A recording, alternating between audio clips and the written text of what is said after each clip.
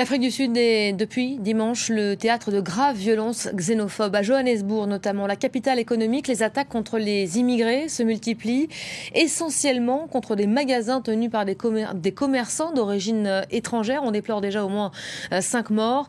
Face à ces émeutes qui s'accélèrent, le président est sorti enfin hier de son silence pour condamner avec fermeté ces violences. On retrouve tout de suite sur place notre correspondante Caroline Dumais. Caroline, bonjour. C'est regrettable, mais cette vague de violences xénophobes n'est pas vraiment un phénomène nouveau. Expliquez-nous. Absolument, c'est malheureusement très régulier en Afrique du Sud. On se souvient de la grande vague 2008-2009 qui avait fait près de 70 morts, mais il y a eu d'autres vagues en 2012, en 2015 et puis juste avant les élections, là, au début de l'année.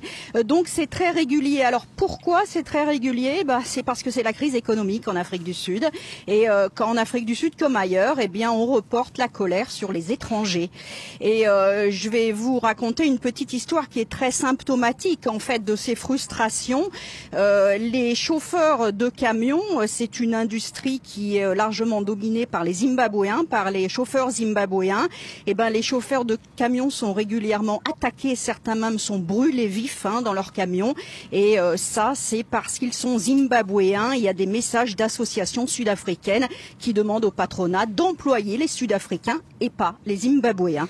Donc voilà, la crise économique qui est la première grande raison de ces émeutes xénophobes. Et bien sûr, il y a des éléments de criminalité, il ne faut pas oublier. Dans les pillages que vous avez vus sur les magasins, il y a quand même beaucoup de Sud-Africains qui en profitent pour prendre ce qu'ils ont envie de prendre. Donc de la pure criminalité, rien à voir avec de la xénophobie. Caroline, est-ce que les pays voisins s'inquiètent d'une éventuelle propagation ?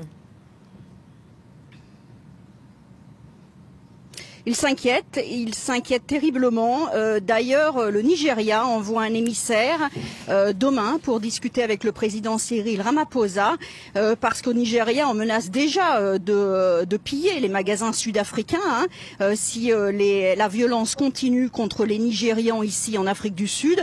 Donc le Nigeria très inquiet, et puis aussi les autres pays, la Zambie par exemple, en solidarité avec ses compatriotes qui ont été attaqués en Afrique du Sud. La Zambie a annulé un match de football amical le 7 septembre. Donc les pays voisins très inquiets par la situation sud-africaine aujourd'hui. Caroline Dumais en direct du Cap. Merci.